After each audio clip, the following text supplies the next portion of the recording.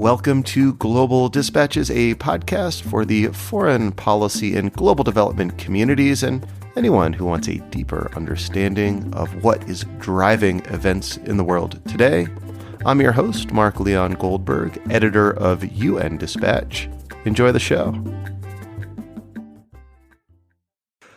Sweden and Finland are both historically neutral countries. Though both are members of the European Union, they are decidedly not members of NATO. But that may soon change. In the wake of Russia's invasion of Ukraine, these two Scandinavian countries, Finland of which shares a long border with Russia, have signaled a desire to join the US-led Western military alliance. Appearing side by side in Stockholm in mid-April, the prime ministers of both countries eschewed their tradition of military non-alliance in favor of joining NATO. Quote, "There is a before and after February 24th, said the Prime Minister of Sweden. On the line with me to explain the significance of Sweden and Finland joining NATO is Ivo Daalder. He is the president of the Chicago Council on Global Affairs and former U.S. ambassador to NATO.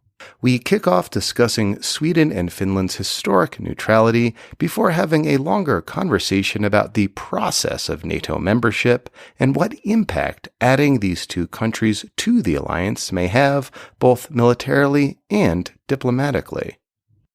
It was great having Ivo Daalder back on the podcast, and as he explains, this process of admitting Sweden and Finland to NATO probably will happen pretty quickly as far as these things go, and this conversation, I think, will give you the context you need to understand this process as it unfolds. And as always, feel free to reach out to me using the contact button on globaldispatches.org if you have anything on your mind. I always love hearing from you. I particularly look forward to suggestions of people I should interview or topics I should cover. Thanks. All right, now here is my conversation with Ivo Daalder, former U.S. ambassador to NATO during the Obama administration and the president of the Chicago Council on Global Affairs. Well, they both, for historical reasons, decided that their security and their independence was better preserved not being part of an alliance than being part of an alliance. In the case of Sweden, that's been more than 2 centuries. In 1814 onwards, Sweden has had a formal policy of neutrality. And that policy persisted until the end of the Cold War. It was only after the Cold War that the question was raised whether Sweden ought to join any Western bloc, and it did, together with Finland, in 1995 when it joined the EU. And of course, the EU also has a mutual defense obligation. So that's changed the question of neutrality. But in 1995, the idea that there was a threat coming that required countries to join NATO just wasn't part of the debate. And the longstanding political sense, and indeed in both countries, was that being members of the European Union, it was good from a political and economic perspective, but security challenges weren't such that they felt it necessary to be part of NATO. What they did do, and this is true for both of them, they became very strong partners of NATO. They joined the Partnership for Peace, which was a new arrangement and put forward by first the United States, but then by NATO in the early to mid 1990s as a way to engage countries that hadn't been part of NATO.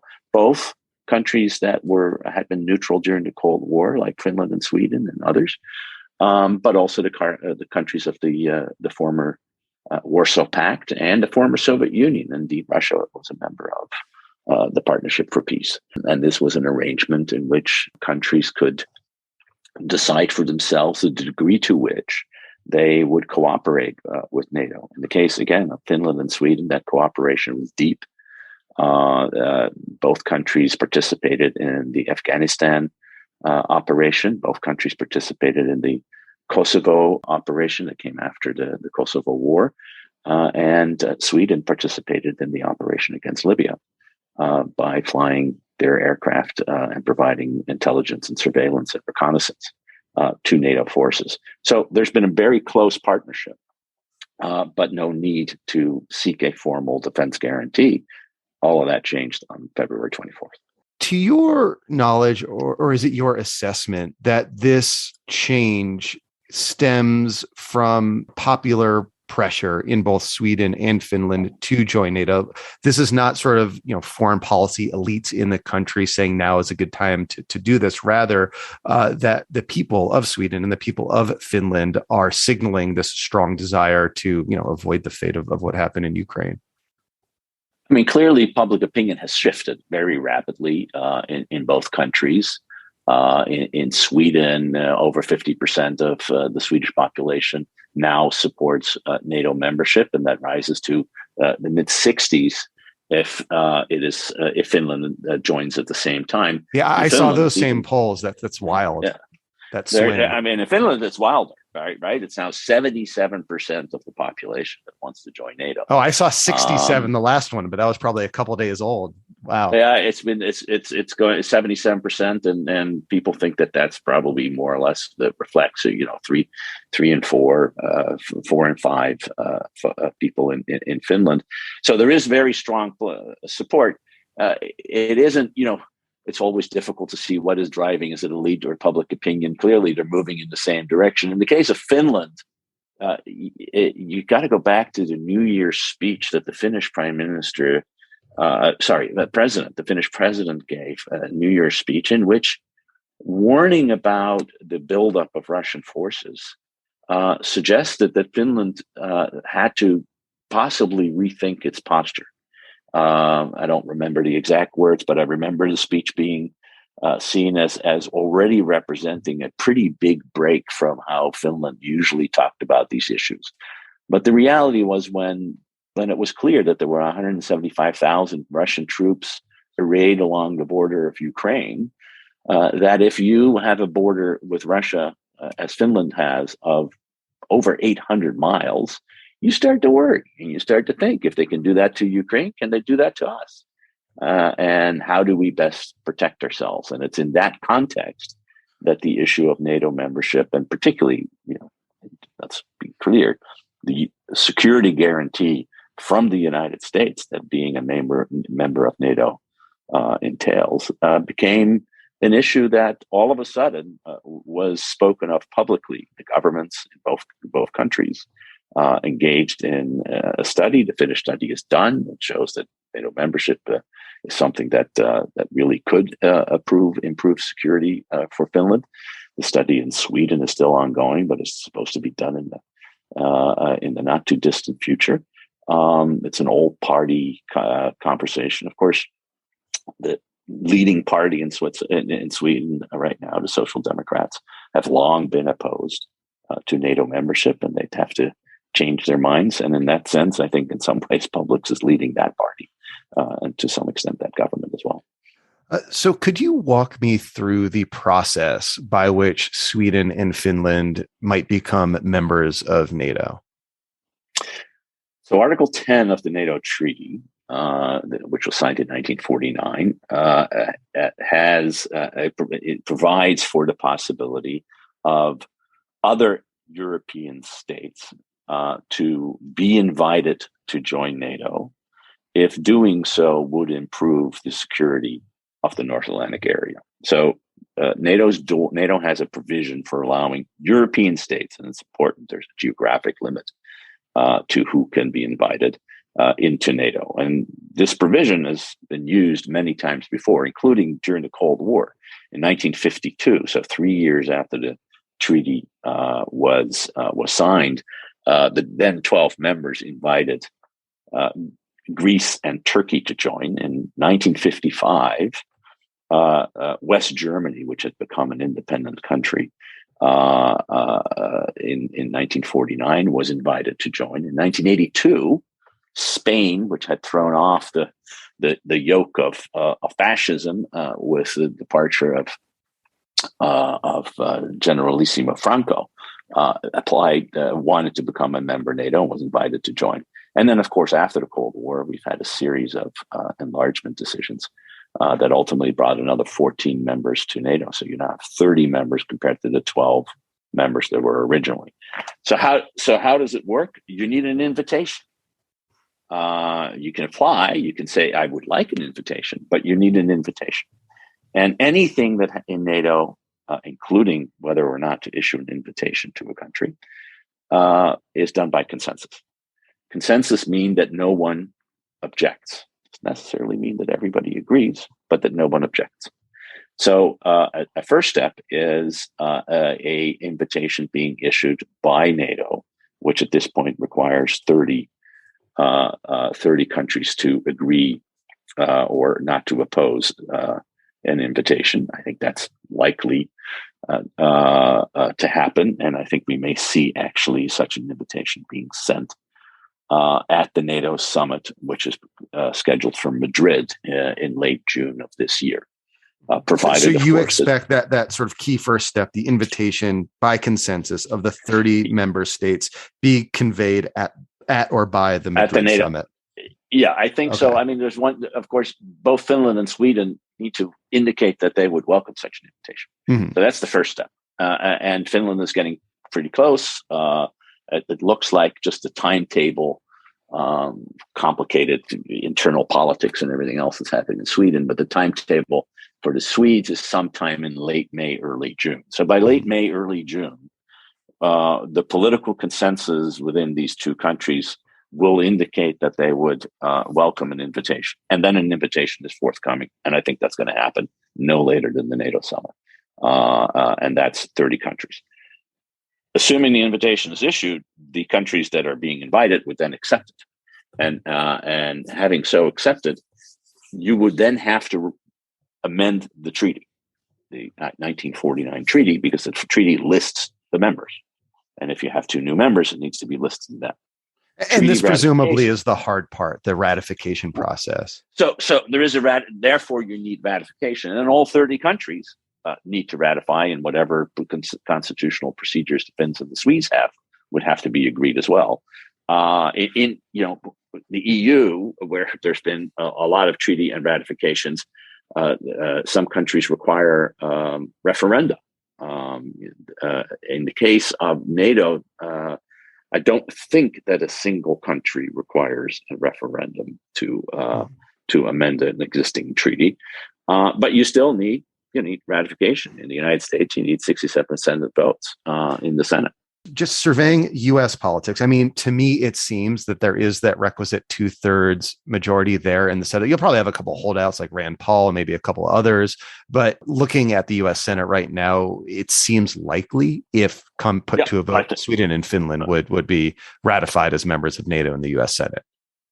Yeah, I think that's likely. I think the real question is getting time on the Senate calendar. If you need to present with the treaty, you'll need hearings in the Senate Foreign Relations Committee and a report and all that sort of stuff, the parliamentary procedures. And the question is, how quickly can you do that? In theory, it can be done quickly. In practice, we know that the U.S. Senate doesn't work quickly enough. But I don't see a problem in the U.S., nor do I see a problem, frankly, in any other country. I just don't see this issue being problematical, in part because having Finland and Sweden as part of NATO is a net gain for the alliance. In fact, that's one of the reasons they will be invited. Well, to what extent during that time period, after the invitation has been issued, but before all 30 countries have ratified, do you suspect that Russia might do what it can to upend ratification processes in other countries, or otherwise use its influence to impede that process? I mean, there are some countries like Viktor Orban's Hungary, a member of NATO, and perhaps one vulnerable weak point in the NATO's unity in deciding whether or not to accept Sweden and Finland. Yeah, I'm sure that Russia will try. I think its credibility in Europe has been slightly damaged in recent months, given the behavior it has engaged in, and therefore it is difficult, if not impossible, for any country really to point to Russia's displeasure as a reasonable argument for not proceeding, which clearly was the case beforehand. And one of the reasons Ukraine is not a member of NATO is because some countries in NATO were worried about how the Russians would react. I think there's less concern about the Russian reaction because I think there's an understanding that Russia won't like it, but there's also less concern that we should care about what Russia thinks. So I think that's one part of why I don't think it is going to be a particularly problematical issue. It certainly hasn't dissuaded the Finns and the Swedes so far from seeking a road to NATO membership. And no matter what the kind of threats that have come out from Russia, they just don't seem to work anymore, in part because Russia's military capacity doesn't appear to be as threatening as it appeared prior to the war, given how badly it has fared against the Ukrainians. And in part because most of the military capability the Russians have right now is locked down in Ukraine. So it becomes a little less likely that it will be used anywhere else. And for the same reason, countries like even those more sympathetic in the past to Russia are unlikely to stand in the way of Finland and Sweden joining, and just as they didn't stand in the way of North Macedonia joining a few years ago, or Montenegro back at the beginning of the Trump administration. I just don't see it. Can I ask you about the perhaps unique role of Turkey, which has seen itself something as like a mediator, if haltingly, between Ukraine and Russia? You don't see Turkey putting up any sort of objection, considering it's somewhat of a mediator role that it's playing right now? No, I don't. I think the Turks are going to understand the value of having these two countries as part of NATO. They have played a mediating role on the one hand. On the other hand, they've been very significantly supporting the Ukrainians in the kind of capabilities that they have been providing them. And so I think they want to keep their door open to Russia. Certainly Erdogan wants it. I think that's true frankly, for other countries too. Remember, Macron has been on the phone to Putin quite a bit, or a little less in recent weeks because of a campaign. So the fact that the Turks want a mediating role doesn't mean they're going to do Russia's bidding, and they haven't done Russia's bidding on this issue. So again, I don't see them as a main obstacle. And lastly, on this question of like European political and diplomatic dynamics, I mean, we're speaking 4 days ahead of the second and final round of the French election. I mean, polls right now have Macron ahead, but Le Pen, his challenger, is sort of avowedly not pro-NATO, if not stridently anti-NATO. Would a Le Pen victory upend Sweden and Finland's plans for joining NATO potentially? I think a Le Pen victory will upend a lot of things. All right. So, including that particular issue. So, I basically have decided I will comment on what happens with Le Pen if it happens, and if it doesn't happen, I don't have to talk about it. Fair enough. As good as answer as I could have expected. Assuming that Finland and Sweden do become members of NATO, what sort of military capacity do these countries bring to the alliance? Is it like meaningful in any way? Yes, it's very meaningful. It's meaningful geographically. So you basically have the entire Nordic part of Europe as part of NATO, with the sole exception of Ireland. That's how far south you need to go, or Switzerland and Austria. But you sort of a big gap in the NATO map. If you look at the NATO map, was the absence of Sweden and Finland from an alliance that did have Iceland, Norway, and Denmark as, in fact, originally founding members of the alliance. So it closes that geographic gap, and the geographic gaps are important for airspace, land space, and sea areas for common defense. It just makes it easier. Secondly, these are countries that have real military capabilities. They may have been neutral, but they were armed. They have a very significant military. That's particularly true for the Finns, whose air force is as good as any. They fly the most advanced F-18 aircraft and have already ordered F-35s, which are the most advanced fighter aircraft in the world.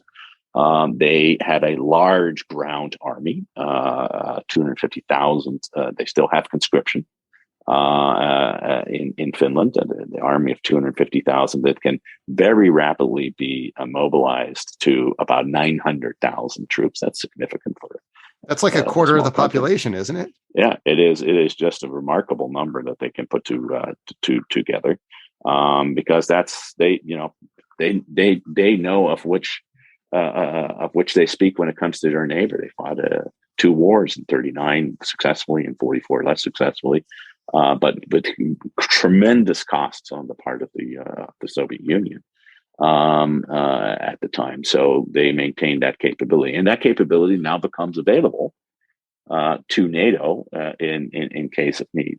The Swedes similarly have a domestic grown air force that is quite significant, and a very good navy, including submarines and a variety of other really significant military capabilities. So they are coming into the alliance with real capabilities that has long been compatible with the assets that NATO countries have, because they have worked in NATO operations. They know the communications capabilities. It is about as seamless an integration, as we're going to see, as anything.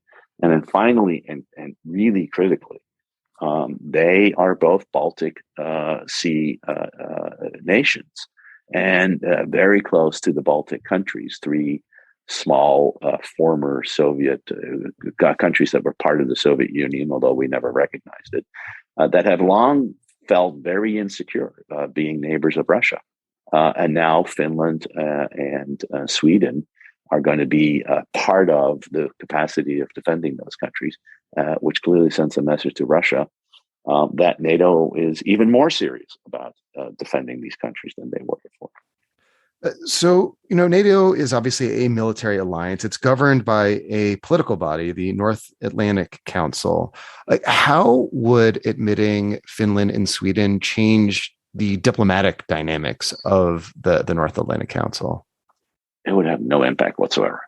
In the sense that, there's been long a complaint that the enlargement has made decision-making more difficult within the North Atlantic Council. That just isn't the case. Certainly wasn't the case when I was there, and I haven't seen it since. Just because you have more people doesn't mean you necessarily have more disagreement. Many of the allies that have countries that have joined NATO since the Cold War did so because they believed in the need to enjoy the security of NATO, enjoy the security of the United States, and which meant that making sure that you went along, even when the issue wasn't necessarily high on your agenda, was important, because you wanted to be sure that if you needed NATO, NATO would be there for you. And my classic example is that the Baltic states, and Estonia in particular, but all 3 Baltic states, made significant contributions to the NATO operation in Afghanistan. Estonia at one point had more casualties per capita than any other country, including the United States, suffered in Afghanistan. Not because they were in Afghanistan because they saw a threat from Afghanistan to Estonia, but they wanted to be good NATO members, good NATO allies, because if, God forbid, anything happened to their security, they wanted to be able to say, hey, we were there for you. It's time for you to be there for us. So that's how the dynamic works in particular in NATO. In terms of Sweden and Finland, it's also important to point out they've been at the table, not only for a long time when it came to operations that they were involved in, they've been at the table since the war. They've been part of the foreign ministers' meeting. They've been part of the defense ministers' meetings. They've been part of the 2 summits, one virtual, one in person, that has taken place, and have had a non-voting seat there. So they know how this place operates, and they will no doubt want to join consensus if that's what is necessary to move things forward. So I'm glad you brought up Afghanistan. As long as I've been sort of like aware of foreign policy issues, whether it's Kosovo when I was in high school, or Afghanistan in 2001 when I was in college, or Libya when I was like a full-time, foreign policy reporter, like the core of what NATO did, at least for me on the outside, was not sort of deterring Russian aggression in Europe, but it was sort of expeditionary. It was far from that core mission. Do the admission of these two members and current dynamics in the world today suggest to you that for the foreseeable future, at least, NATO will return to that core mission and forego, adventurism abroad? Yeah, I don't know if I wanted to call it adventurism abroad, but clearly the focus for the immediate future, and I don't know how long that is, but quite a while, will be on returning to collective defense as sort of the fundamental core mission of NATO. In 2010, when I was there as the ambassador, we adopted a new strategic concept, which sort of the big political military document that sort of frames what NATO's purpose is. And we identified three core tasks: collective defense, crisis management, and cooperative security. NATO is about to adopt a new strategic posture concept, long in the works, at the Madrid summit in June. And I would be surprised if NATO were to give equal weight to all three of those pillars, and rather than overwhelming weight to collective defense as the primary mission for NATO going forward. And so, yes, I do think there's going to be a concentration on protecting NATO territory from the armed attack by Russia, whether Russia gets identified specifically or not, and less attention than probably one would have thought a year ago to issues like NATO's role vis-a-vis China, or NATO's role vis-a-vis climate change, or cyber in a general way. Yes, cyber vis-a-vis Russia and China, perhaps, but not in a general way. So I think you're going to see a concentration of focused effort on collective defense. So lastly, I kind of want to run an argument by you that I could foresee being aired in certain foreign policy circles, which is that admitting Finland and Sweden to NATO today is needlessly provocative when you're seeking to find off-ramps and ways to engage Vladimir Putin's Russia out of this war in Ukraine. There are certain, foreign policy critiques suggesting that Russia invaded Ukraine because of Ukraine's insistence on being a NATO member sometime in the future. That was, again, needlessly provocative from Russia's perspective. Like, how do you respond to that kind of line of criticism? I find it harder and harder to respond to it because it becomes less and less serious as a line of argument. Russia invaded Ukraine because it was not a member of NATO. In fact, the U.S. and NATO explicitly said that they would not come to the defense of Ukraine, and explicitly said that because they were not a member of NATO, there was no Article 5 guarantee. And that therefore the idea that NATO is what provoked Russia, rather than the absence of NATO provoking Russia, is the problem. And Finland and Sweden have now got that. They have decided that their security now depends on them being members of NATO, because the record shows that when you are a neighbor of Russia and you're not a member of NATO, they may well intervene militarily against you. And so security now rests with being part of NATO rather than the other way around. What provokes and what has provoked Putin is not strength, but weakness. He did what he did because he thought he could get away with it. He thought the Ukrainians were weak. He thought that the West was divided and weak and would not respond. And he thought that by doing so, he could force NATO to do what the critics of NATO would argue to do, which is to move further away from Russian territory.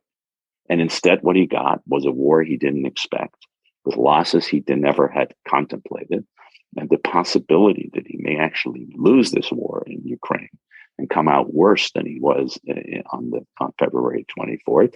A major increase of NATO forces on its borders in the east.